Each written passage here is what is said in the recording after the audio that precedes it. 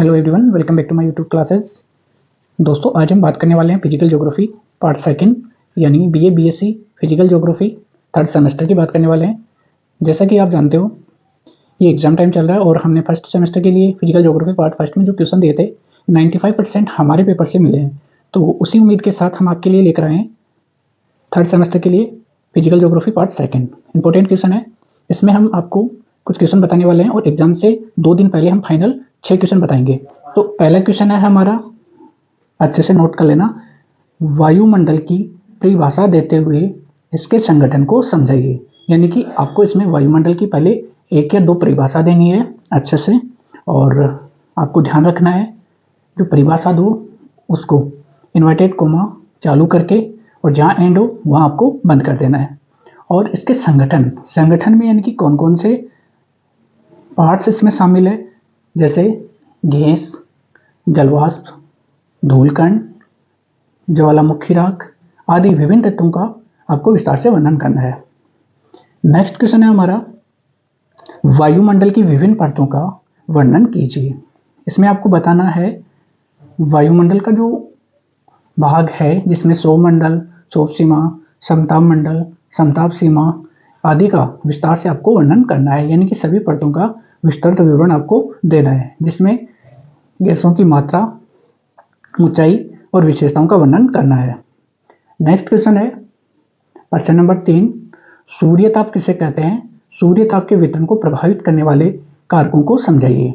इसमें आपको सूर्यताप का अर्थ बताना है और अर्थ बताने के बाद में सूर्यताप को या सूर्यताप के वितरण को प्रभावित करने वाले प्रमुख कारकों की आपको विवेचना करनी है। यानी कि सभी पॉइंट लिखने हैं और सभी पॉइंटों का आपको विस्तार से वर्णन करना है। नेक्स्ट क्वेश्चन है क्वेश्चन नंबर 4, वायुवार पेटियों तथा ग्रहीय पवनों का विस्तार से वर्णन कीजिए। इसमें आपको विस्तृत विवरण देना है और डायग्राम भी आपको इसमें बनाना है। नेक्स्ट है जेट स्ट्रीम की उत्पत्ति, वर्गीकरण एवं प्रमुख विशेषताएं बताइए। तो इसमें आपको ध्यान रखना है जेट स्ट्रीम की उत्पत्ति कैसे होती है, उसका वर्गीकरण बताना है जेट स्ट्रीम का, और इसकी प्रमुख विशेषताएं क्या क्या होती है। अब इसमें आपसे पूछ सकता है कि उत्पत्ति और वर्गीकरण पूछ सकता है या उत्पत्ति और विशेषताएं पूछ सकता है।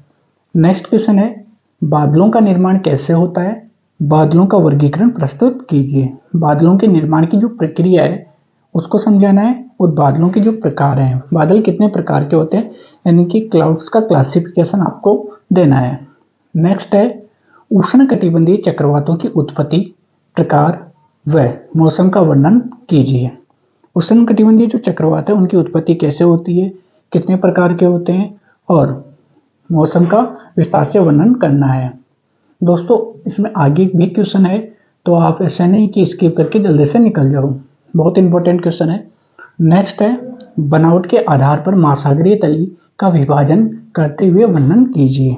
यानी कि जो महासागरीय तली है, महासागरीय तली की जो बनावट है, तो बनावट के आधार पर महासागरीय तली का विभाजन करते हुए आपको विस्तार से समझाना है। नेक्स्ट क्वेश्चन है महासागरीय जल के तापमान व लवणता को प्रभावित करने वाले कारक कौन कौन से हैं, वर्णन कीजिए। महासागरीय जल के तापमान को प्रभावित करने वाले कारक और लवणता को प्रभावित करने वाले कारक कौन कौन से हैं, उनको आपको विस्तार से समझाना है। नेक्स्ट क्वेश्चन है ज्वार-भाटा की उत्पत्ति संबंधी, यानी कि जो ज्वार-भाटा आता है उसकी उत्पत्ति कैसे होती है, उससे संबंधित जो विभिन्न परिकल्पनाएं हैं उनका समालोचनात्मक वर्णन आपको प्रस्तुत करना है। तो दोस्तों, एक बार आप इसका स्क्रीनशॉट ले लीजिए। नेक्स्ट क्वेश्चन हम स्टार्ट करते हैं आगे।